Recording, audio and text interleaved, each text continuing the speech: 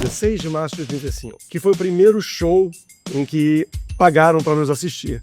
A gente já tinha se apresentado em colégio, mas sem uma ideia exata de seguir a carreira musical. Aí uma bela hora a gente vai, faz uma música, a música começa a tocar na Rádio Fluminense, as gravadoras começam a se interessar por aquela banda que tinha um nome esquisito, de Biquíni Cavadão.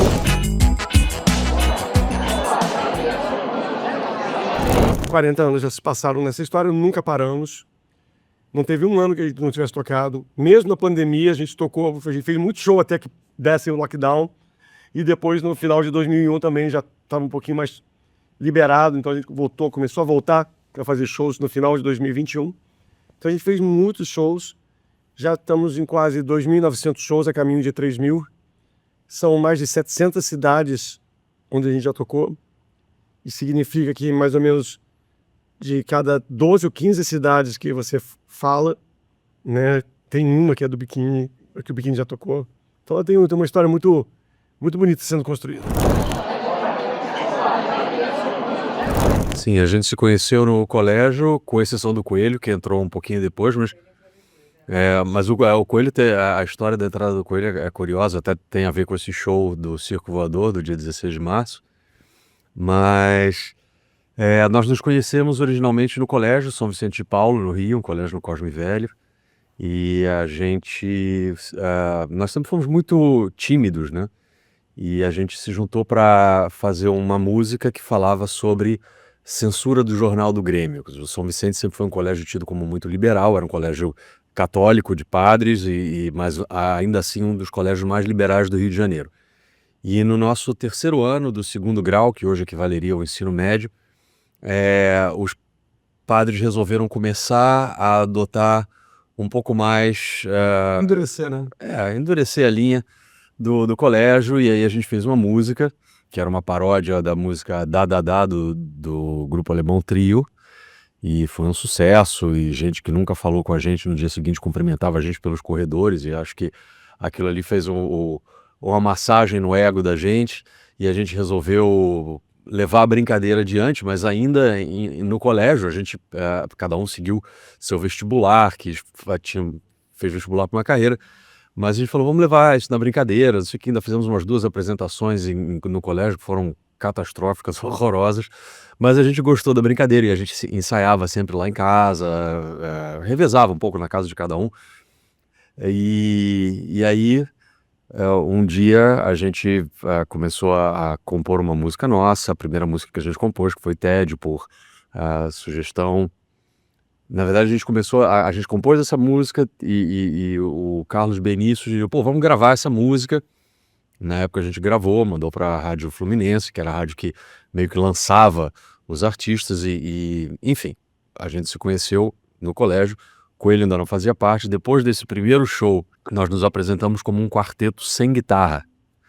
E um guitarrista de uma banda de heavy metal que também se apresentou naquele mesmo dia. A banda chama-se, não sei se ainda estão nativa, chamada Azul Limão.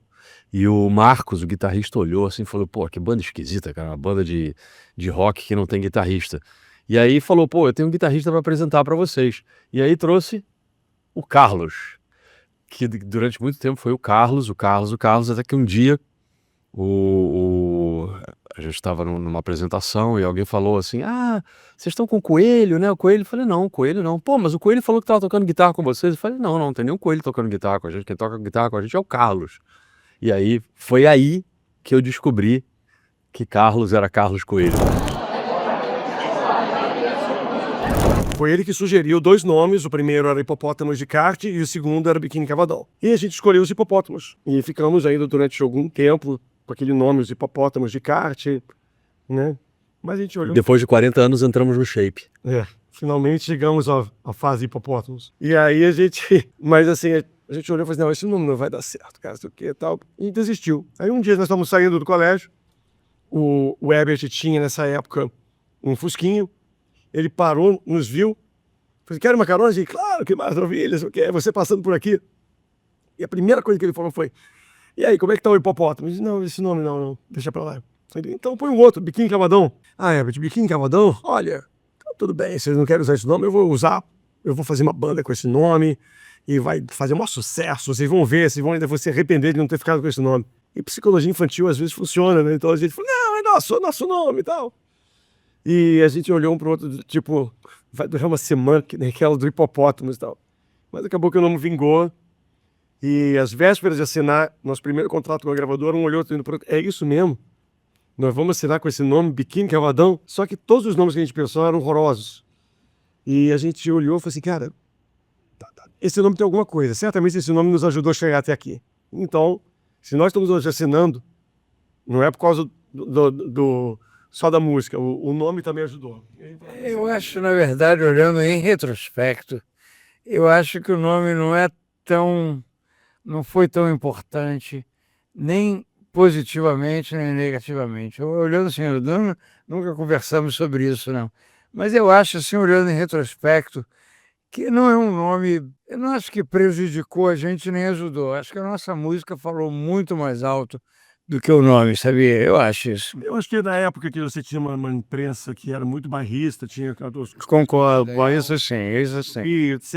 Eu Quem do nome aqui em Cavadão, para essa concordo. imprensa ali, às vezes, era um nome desafiador, entendeu? Mas, bom, o fato foi que Biquíni Cavadão passou a ser o nosso nome e foi exatamente o que abriu nossos portas com a música e tudo, a gente assinar nosso primeiro contato. E a gente assinou, gravamos em janeiro, e em março a gente estava fazendo nosso primeiro show. Então é muito engraçado porque, tipo, nós estávamos gravando, nós já tínhamos uma gravadora, mas o nosso marco zero foi realmente o primeiro show.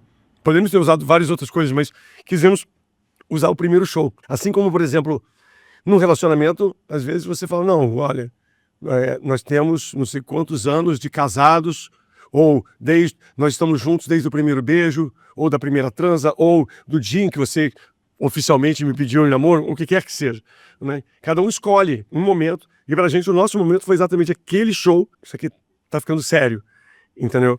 Esse é o primeiro show profissional da gente, então vamos estabelecê-lo como o nosso marco zero. Na verdade, eu estava no colégio, cada um de nós fez o seu vestibular, eu passei para medicina e eu me lembro, até hoje, quando a banda começou a estourar, a TED começou a tocar nas rádios, a gente começou a ter pedidos para shows inclusive fora do Rio, viagens e tudo, que ficou incompatível com a faculdade para todos nós. Eu dizia assim, eu vou trancar, porque eu acho que isso não vai durar muito tempo, isso é uma coisa assim, eu não sei como é que vai ser essa história de bandas. A minha ideia era voltar para a faculdade, eu queria ser médico, quer dizer, a ideia de ser um músico, me profissionalizar como músico, foi uma coisa que foi acontecendo durante o trajeto da banda, quer dizer, e você começar a entender como é que funciona a carreira dentro do show business, a relação com gravadoras, a relação com imprensa. Nós começamos muito verdes, a gente não tinha a menor ideia de como é que isso funcionava. Pois é, mas eu acho que banda... Desculpa, né, mas eu acho que... Eu estava lendo isso hoje, que quando você tem 30 anos, já fica difícil para... Eu não concordo, não, mas fica mais difícil para você obter sucesso. Eu vi o Rick Beato, que é um cara fantástico, falando isso, eu estou só comentando o que eu vi. E eu acho que a gente começou muito novo, é uma época em que você não pensa em nada, você não planeja, você simplesmente faz. E eu acho que essa energia louca de um cara, de vários caras de 18, 19 anos, fazendo o que dá na cabeça, é isso que conquista as pessoas. Eu acho que isso é um ingrediente muito forte para conquistar as pessoas, essa loucura de uns caras malucos de 18, 19 anos. E eu acho que é isso, não tem muito planejamento. A gente não tinha planejamento nenhum. A gente simplesmente ia fazendo, cara. Não tinha planejamento, não tinha responsabilidade de aquelas coisas de... Nada. Pô, não tinha família para sustentar, Isso não tinha, sabe, aquelas pessoas. Você essa tá ali loucura, se divertindo, você tá... Essa loucura contagia as pessoas. Eu acho que essa loucura de um bando de gente maluca de 18, 19 anos contagia as pessoas captam essa loucura e elas compram essa ideia. E aí a banda começa a fazer sucesso. E voltando ao Rick Beato, quando você tem 30 anos de idade, talvez você já pense mais, você quer casar, quer ter um filho, talvez você não seja tão inconsequente e louco como 18, 19 anos e conquistar todo mundo. Com 18, 19 anos você tem todo o tempo do mundo para errar e consertar os erros e recomeçar. Tem erro com 18 anos. Tem erro com 18 anos. Erro, cara. Se você não pensa muito. De todos nós da banda, o Coelho, assim, o Coelho foi aquele que quis tocar guitarra porque o sonho dele era realmente estar em cima do palco, fazendo shows e tudo mais, etc. Eu, Miguel, Birita, Sheik, não tinha essa pretensão. Então a gente se via surpreso. Nós nos conhecemos como amigos de colégio e nos tornamos músicos pela nossa carreira, quer dizer, ao longo da nossa carreira.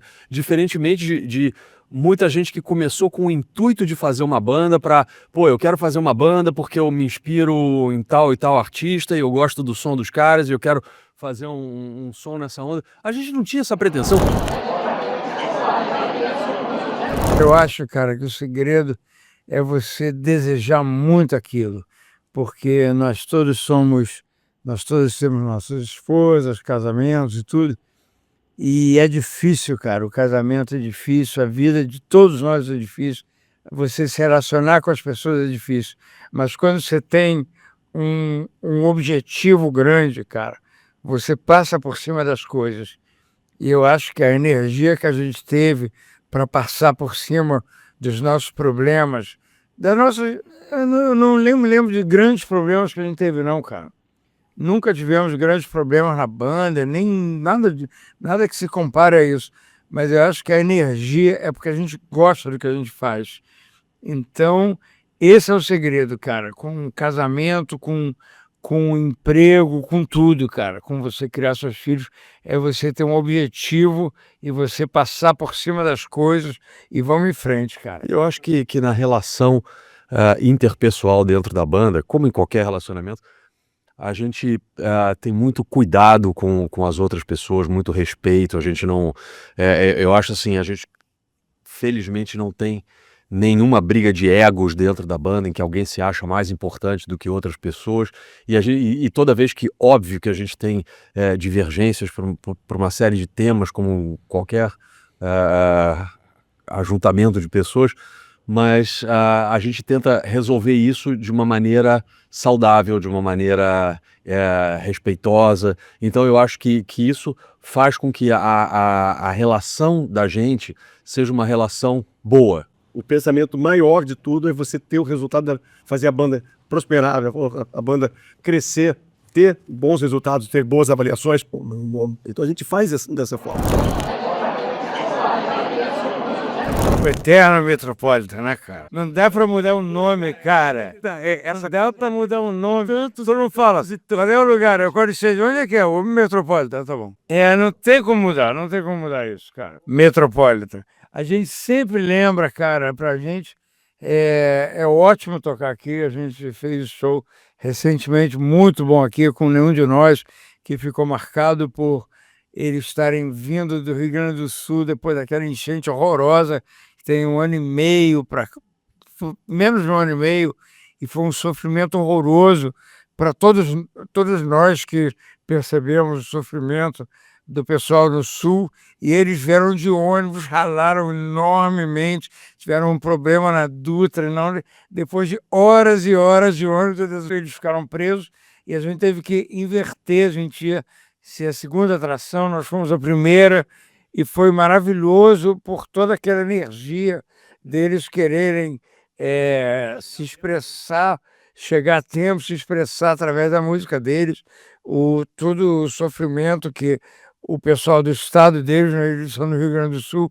Então nós temos essa lembrança maravilhosa, essa é a lembrança mais recente que nós temos do Eterno Metropolitan. Eu lembro de ter assistido a primeira vinda do Coldplay ao Rio de Janeiro, eu assisti o show deles aqui. Eu vi o Oasis aqui, vi o Purple aqui. Há vários shows aqui. Pois é, cara. Tradição de grandes shows da casa. Isso é uma instituição. O auge com o Rodolfo aqui, assim, fiquei impressionado. Fazer o Metropolitan pra gente era uma sensação do tipo, cara, nós estamos chegando aqui no degrau mais alto. Aí. Entendeu? A responsabilidade de ter... Pra você fazer aquilo, você tem que falar assim, ok, eu me garanto de fazer um show aqui. Olha, é um grande prazer a gente voltar aqui ao Quali Stage em setembro. Vamos fazer um show junto com o Big Mountain. É uma oportunidade única, porque, poxa, a gente... até mesmo a gravação dessa versão de Vento Ventania em inglês, ela foi feita separadamente. Eles gravando lá em San Diego e a gente gravando aqui. Então, nós vamos nos encontrar, vamos ensaiar e vamos trazer um show em que vai ter a parte deles tocando, a parte nossa tocando e vai ter uma terceira parte que somos nós juntos do palco, trazendo várias músicas para o pessoal se divertir. Então, olha, não perca, vai ser ímpar e eu quero contar com a presença de todo mundo aqui no Quali Stage em setembro.